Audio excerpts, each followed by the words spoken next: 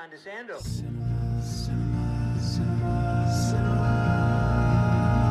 Classics, let's go to the movies and share some popcorn, soda pop with our friends. Turn off our cell phones and get away. Night or day, it's John DeSando on the radio. We'll watch the credits from up high and low. Cinema Classics on NPR. Cinema Classics is produced and hosted by John DeSando. Listen to shows Thursdays at 8:01 p.m. on WCBE 90.5 FM. And listen to shows and read reviews online at WCBE.org.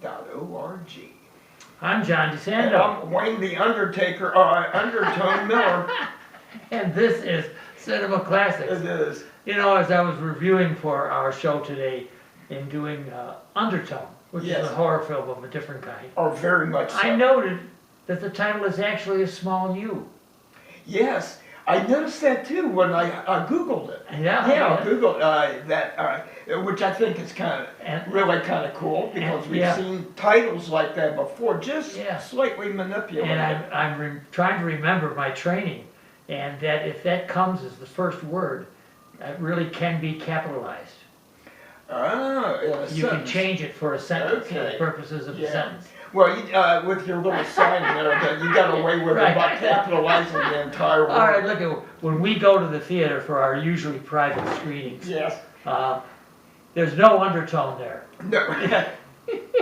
I mean, we are all overtoned. Yeah, and there's usually hardly anybody there, but what's interesting is that the first time we went to see it, we're sitting there, and all of a sudden the lights go off That's right. right after the previews and before the movie starts, and lost That's power. right. So we had to go back a second time to actually see it. I think maybe that Spirit, Abazu or whatever, or Abby Normal or whatever. That's right. Isn't Well, you know, tell me, why is it a different kind of horror film? Because, you know, we have our resident expert, Beth.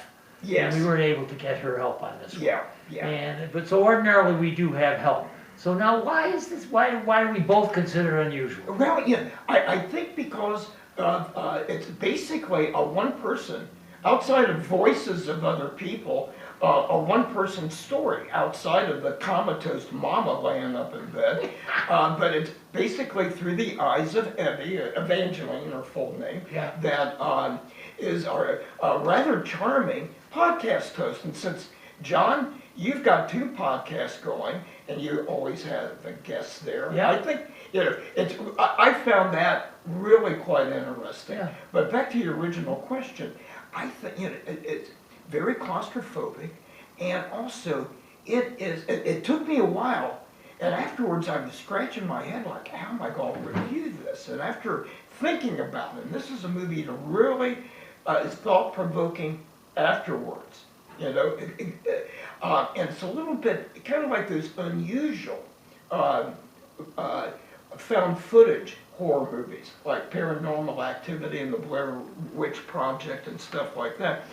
I found it, though, a little bit more like, that I'm sure we'll get into in the podcast, a movie from the mid-40s called The Uninvited, as well as The Turn of the Screw, which there's been a film adaptation, but another one in the 60s called The Innocents. Yeah. Well, let's look at those a Yeah. little bit later on in Yeah. the show. But right now, the setup is that she's podcasting every Friday or recording Yeah. with her buddy in London. Yeah. And I don't think there's any romance there. I think he's gay. Yeah. Well, she's got mom upstairs dying for crying out loud. Yes, She that- definitely needs assisted care. And- This is a break played by our fetching Nina Carey. Yes, Who plays I'd like to Evie. see her again. I liked her. Yeah, she's. But yeah, Mama's up dying, and it's several of the reviews I've read that they said that that Evie's waiting for her mom's death rattle. Well, there's which a lot of. adds to Oh yeah. what the best thing I like about the movie. Yeah. And that is, the first person point of view through orally. Yeah, You know, especially when she puts on her little podcast headphones yes, and drowns out all the ambient noise. yeah, And you hear it, and of course the setup of the movie is that her partner on the podcast who lives in London, Justin, I think. Justin, and he gets emailed, I believe, 10 audio recorders. Audio files of, Yeah. and we all know, sitting in the audience, they should not go to the 10th. Okay. Except curiosity kills the cat. Basically, that's one of those emails he should have deleted without opening any links. You talk about the ultimate malware that he got by opening those links. And the distracting thing about this is that any more than she or Justin can figure out what's going on in this undertone, we can't either. I mean, we eventually get some news as to what's going on, but Yeah. it's a long slog. It is, you know, and it's basically audio files from this young couple, Mike and Jessa, Yeah, and that and they're expecting a baby, but the files, it's kind of like their banter, but he begins tape recording her because he tells her that she talks in her sleep, and she doesn't believe it. So to prove it to Jessa. her, and this is kind of that whole adds that whole paranormal activity undertone to it. Oh, yeah. That but then as the recordings get more and more sinister, and I really like it. It's funny because a review that I read talked about this woman, Jessa, in her sleep, singing nursery rhymes, which we hear a little bit about it as Evie sings like Baba Black Sheep. and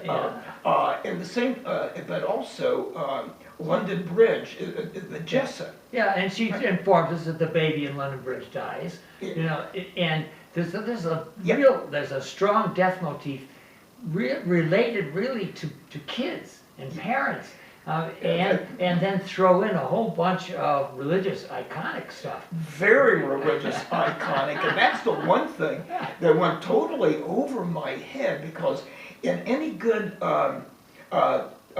ghost story or demon possession story like this, we find out, you know, that there's a particular demon that is like in The Exorcist, Sure. you know, that is haunting a house or possessing somebody's body. And here, several reviews mention it. I'm thinking, wow, this went right over its head. And it's like based on a character, Abizu, or from the Testament of Solomon, from what She kills babies, right? Yes, because she's jealous, because she's infertile and she's jealous, and so she either wants to kill the babies herself, or particularly the mothers kill the babies. Yeah. The baby. And therefore, you know, and Evie is really on guard here because she's pregnant.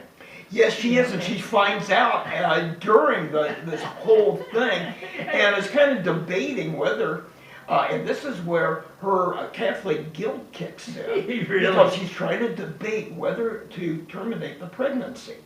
And of course, she can't talk with her mom, but we see some screwy like mom maybe is getting up and walking around. You know, mom is maybe not as immobile as you think, and comatose, laying in her deathbed. Well, Ian Tucson, who is the director, Yes. must intersperse every few minutes either a shot of Christ, the bearded Christ, Yes. or the kind of Hitchcockian stairway, Yes. with a cross at the end of it. Yeah. Or the Virgin Mary. Yes, Virgin Mary. yeah, right. Yes, That's a good one. Oh, yeah, that is a good one. That's the ultimate mama thing. Yeah, right. Is Mary. So Evie tries to get rid of this, tries to put it away, but the thing keeps showing up. Yeah, keeps showing up, you know, which is iconic moments in some good horror films and stuff, or ghost stories like The Sixth Sense. You know, it's kind of like how this get here, or how this get turned But I think around. most frustrating is that this is not your usual visual horror film. It's No. audio. Not in the sense that we think about with jump scares like the Scream and None of that Halloween. baloney. No, but I think the cinematography was great, and they kind of compare it a little bit to what Hitchcock would do in some movies by having kind of an empty space. Yeah. And you're on edge wondering how this empty space is going to Exactly. fit in. And you talk about a dark and dreary Oh home. yeah. Or the Good grief. cinematography will kind of angle the shot. Yes, so he's got some what they call Chinese angles. I remember Yes, teaching a right. film class that's just set you off. And of course, Hitchcock did that in a number of movies, just to set you visually on edge. But we're also getting the whole oral experience of this, audio experience of this, because there were times I'm thinking, is somebody knocking on the walls of the theater? I even said something to you. I said, boom, boom, and then a baby crying. I mean, fortunately, the theater we were in, and this wasn't Dolby sound or whatever, it was basically very, very good use for a low-budget movie of a stereophonic sound. And what do we usually, with my limited understanding of it all, I usually call it German expressionism. Yeah, that's a good phrase too. You're absolutely right. And sometimes this camera that some of our people will be watching our video, that isn't purposeful on my part. I know. Like what, you don't purposely cut the head off one of your guests like you did recently. All right, Wade Miller. Okay. We have more to go. Yep. But right now, I think I'd like to have you recommend Undertone. Or tell us, what do you recommend for Undertone? Well, it's funny that because at first I was going that I even emailed my niece Beth or texted her and said that I said it's a good thing maybe you aren't reviewing it. I don't know if I could even really recommend this. Then I got thinking more about it, and the little bit more that I read about it that filled in gaps of my knowledge. Anybody who likes some of those, particularly found footage movies, or very eerie, creepy possession or ghost movies, I would recommend it. Yeah. But boy, some of your normal viewers, though, No, will they'll probably walk out on you. Oh yeah, they'll You'll say, lose those "Who friends." is-" Which reminds me, first time I saw Blair Witch Project, at the end of it, this father and his son got up and said, "We wasted our money on this." Look I think you and I both caught the religious iconography. Iconography. Yes. The religious iconography Yes. on this. And Yeah. once you get that, I think you're on your way to what they're hoping to do here. Right, and taking somebody who's a lapsed Catholic and that is really playing with her because she has all this guilt. I'm John DeSando.